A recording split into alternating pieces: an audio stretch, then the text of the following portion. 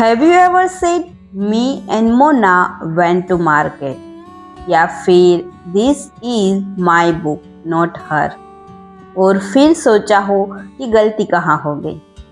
हुआ है कभी ऐसा? तो आज हम यही सीखेंगे और उसके बाद आप कभी कंफ्यूज नहीं होगे माई एंड माइन में, ही या हिज में, हर या हर्स में। सो आज का हमारा टॉपिक है pronoun case and welcome back to step two English with Reena. अगर आपको प्रोनाउन यूज करते वक्त कंफ्यूजन है तो आज के बाद आपके लिए एक कंफ्यूजन कभी नहीं रहेगी। और अगर आपने प्रोनाउन की वीडियो नहीं देखी है तो मैंने पिछले हफ्ते उसे अपलोड कर दिया था, आप जाके देख लीजिएगा। पार्ट ऑफ स्पीच की पूरी प्लेलिस्ट है, वहाँ आपको मिल जाएगी। तो पहले तो हम ये समझते हैं कि what is pronoun case. Pronoun case क्या होता है? Pronoun case tells us the position and work of a pronoun in the sentence. अगर सिंपल भाषा में कहूँ कि प्रोनाउन सेंटेंस में क्या वर्क करता है वही हमें प्रोनाउन केस बताता है। 3 टाइप के प्रोनाउन केस होते हैं, सब्जेक्टिव, ऑब्जेक्टिव एंड पॉसेसिव। तो चलो देखते हैं वन बाय वन सभी को। पहला है सब्जेक्टिव केस। सब्जेक्टिव केस में क्या होता है कि ये जो प्रोनाउन होता है सब्जेक्टिव केस, वो सेंटेंस में सब्जेक्ट का काम करता है, यानी कि कोई एक्शन कर रहा होता है, वो सब्जेक्ट की जगह हम इसे यूज करते हैं। तो सब्जेक्टिव केस में कौन कौन से प्रोनाउंस आते हैं? I, you, he, she, it, we, they, ये सभी हम सब्जेक्ट की जगह यूज करते हैं, इसलिए उसे सब्जेक्टिव केस कहते हैं। बताती हूँ, आई टीच इंग्लिश, यानी कि आई यहाँ एक्शन कर रहा है, हमारा सब्जेक्ट है, तो ये सब्जेक्टिव केस हुआ। अगर आपको सब्जेक्ट कैसे पता लगाना है तो जो सेंटेंस में वर्ब होता है ना, उस वर्ब को कौन काम कर रहा है ये पूछोगे तो आपको जो आंसर मिलेगा वो हमारा सब्जेक्ट होगा। यानी कि आई टीच इंग्लिश, तो टीच हमारा वर्ब है, कौन सिखा रहा है? तो आई सिखा रहा है, राइट? तो आई क्या हुआ? सब्जेक्ट। ही प्लेज फुटबॉल, तो यहाँ प्लेज वर्ब है, कौन खेल रहा है? ही, तो ही क्या हुआ? सब्जेक्ट। तो ये ही सब्जेक्टिव केस में यूज हुआ है। यानी कि जब भी कोई प्रोनाउंस खुद एक्शन कर रहा हो तब उसे सब्जेक्टिव केस कहते हैं, यानी कि सब्जेक्ट प्रोनाउंस कहते हैं। ओके, अब आगे देखते हैं object pronouns. Okay, objective case. Objective case यानी कि जो भी प्रोनाउन एक्शन रिसीव कर रहा होता है तो उसको हम ऑब्जेक्टिव केस कहते हैं। जैसे कि me, you, him, her, it, us, them, ये सभी हमारे ऑब्जेक्टिव केस हैं। सेंटेंस देखते हैं तो आपको समझ में आएगा। शी कॉल्ड मी, यहाँ काम करने वाली शी है, यानी कि वो सब्जेक्ट है, पर किसको कॉल किया? मुझे, तो यहाँ मी क्या है? वो ऑब्जेक्ट है, तो ये क्या हुआ? Objective case.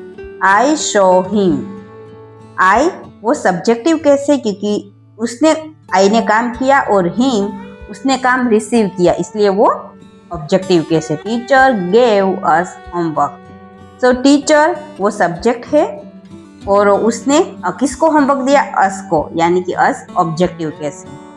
तो याद रखिएगा, अगर वर्ब के बाद प्रोनाउन आता है तो मोस्टली वो ऑब्जेक्टिव केस होता है, अगर वो काम को रिसीव कर रहा है तब। आगे देखते हैं और पहले समझते हैं कि हम कहाँ कॉमन मिस्टेक करते हैं।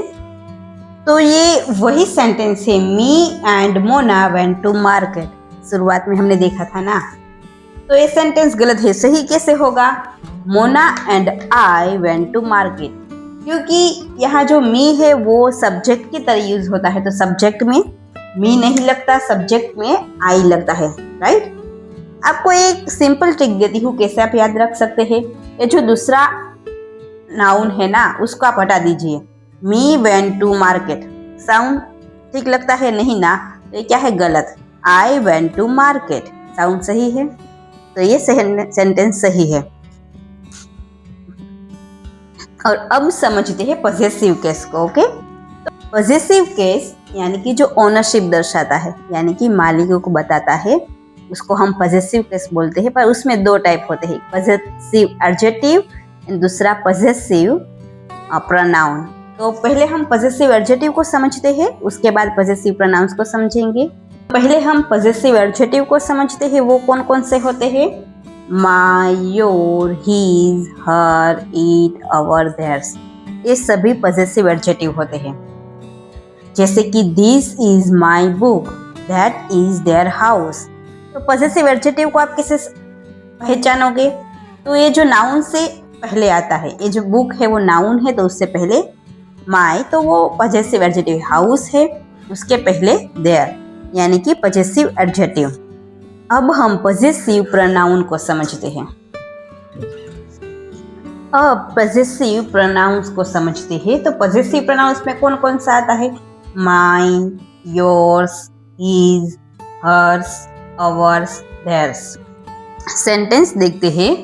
This book is mine, the house is theirs. तो डिफरेंस क्या होता है? जब पजेसिव प्रोनाउंस आता है उसके बाद नाउन नहीं आता, वो अकेला खड़ा होता है। अब एक इम्पोर्टेंट बात है आपको याद रखने के लिए मैं बताती हूँ। तो देखिए, this is mine, this is mine. So आपको क्या लगता है कौन सा सही होगा? ये जो है ये सही है, क्योंकि दिस इज माई, उसके बाद यहाँ नाउन नहीं है, तो वो गलत होगा। दिस बुक इज माइन, ये भी गलत है। दिस बुक इज माइन, यहाँ जो एडजेक्टिव होता है उसके बाद नाउन होता है, और जहाँ अकेला खड़ा होता है वो पजेसिव प्रोनाउन होता है। ओके, तो याद रखिएगा कि अगर नाउन है तो माई, योर, हर, और अगर नाउन नहीं है तो माइन, योर्स, हर्स यूज कीजिएगा। अब मैं आपको एक क्विक टेबल देती हूँ जिसका आप स्क्रीनशॉट भी ले सकते हैं, तो आपको समझने बहुत आसानी होगी। तो ये टेबल है I, you, he, she, we, they, it. ये सभी सब्जेक्टिव केस है। Me, you, him, her, us, them, it, ये ऑब्जेक्टिव केस है। My, your, his, her, our, their, its, ये पजेसिव एडजेक्टिव है। Mine, your, his, hers, our, theirs, ये possessive pronouns है। तो आप इसका स्क्रीनशॉट ले सकते हैं और आपके लिए याद रखना आसान रहेगा। और एक छोटी सी प्रैक्टिस मैं आपको देती हूँ। She gave the gift to, me आएगा या आई आएगा, आपको मुझे बताना है। आज हमने क्या सीखा? हमने subjective case, objective case, possessive adjective and possessive pronoun सीखा। अब आप आई और मी में कभी भी कंफ्यूज नहीं होगे, और ना ही तो माई एंड माइन में होगे। सो आपको ये लेसन कैसा लगा? अगर अच्छा लगा हो तो चैनल को लाइक से और सब्सक्राइब करना ना भूले।